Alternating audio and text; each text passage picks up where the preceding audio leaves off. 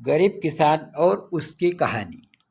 गांव में एक गरीब किसान रहता था।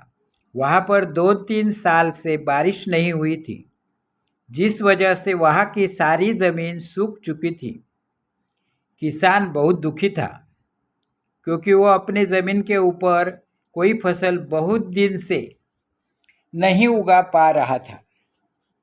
सर्दी का मौसम था। आज किसान पेड़ के नीचे आराम कर रहा था। तभी उसे वहां एक सांप दिखाई आया।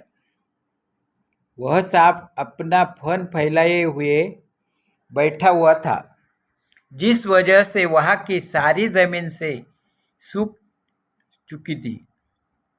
कटाई के कारणवश किसान बहुत दुखी था, क्योंकि वो अपने जमीन के ऊपर कोई फसल नहीं उगा पा रहा था।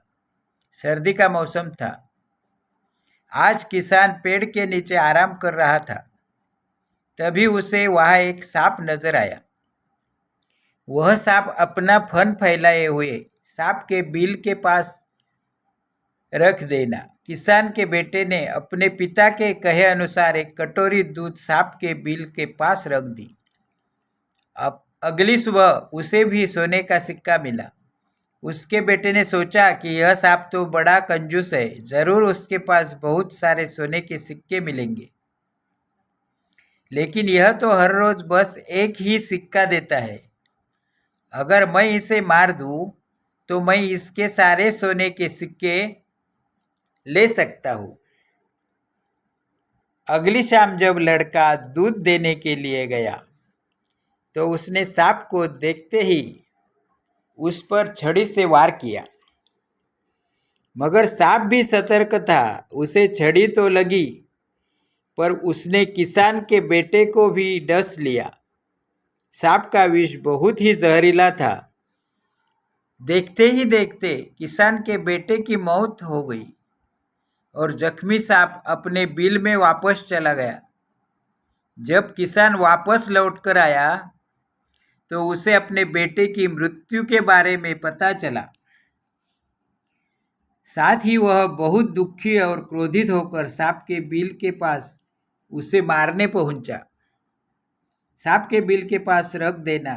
किसान के बेटे ने अपने पिता के कहे अनुसार एक कटोरी दूध सांप के बिल के पास रख दी। अगली सुबह उसे भी सोने का सिक्का मिला।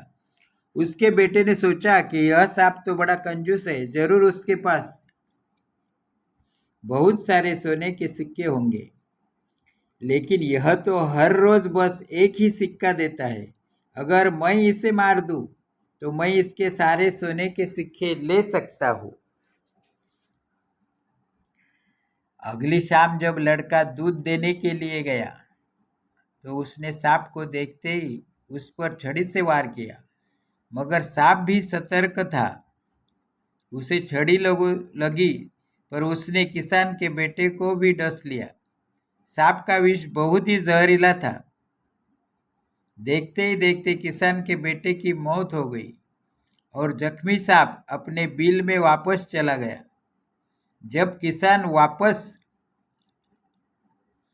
लौट कर आया, तो उसे अपने बेटे की मृत्यु के बारे में पता चला। साथ ही वह बहुत दुखी और क्रोधित होकर सांप के बिल के पास उसे मारने पहुंचा। तभी उसने सांप को देखा कि सांप को भी काफी चोट आई है। उसे देखते ही वह समझ गया कि उसके बेटे ने सांप पर हमला किया होगा। वो समझ गया कि परिस्थिति ही कुछ ऐसी हो गई कि सांप ने उसके बेटे को डसा होगा।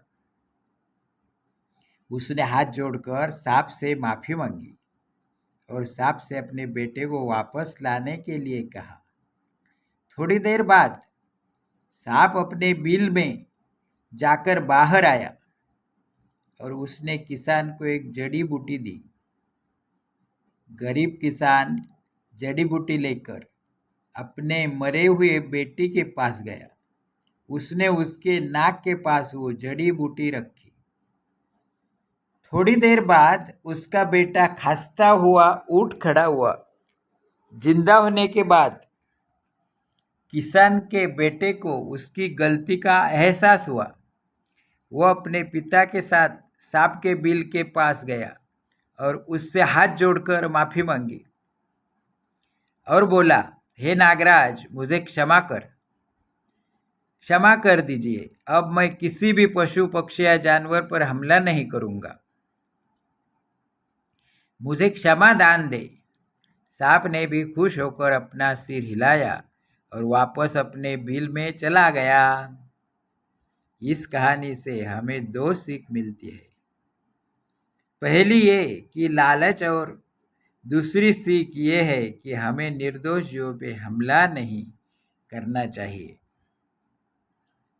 हमें उन्हें बिल्कुल भी परेशान नहीं करना चाहिए। हमें उम्मीद है आपको यह कहानी ज़रूर पसंद आई होगी। ऐसी ही कहानी सुनने के लिए जुड़े रहिए हमसे। हम जल्द ही मिलते हैं एक और नई कहानी के साथ।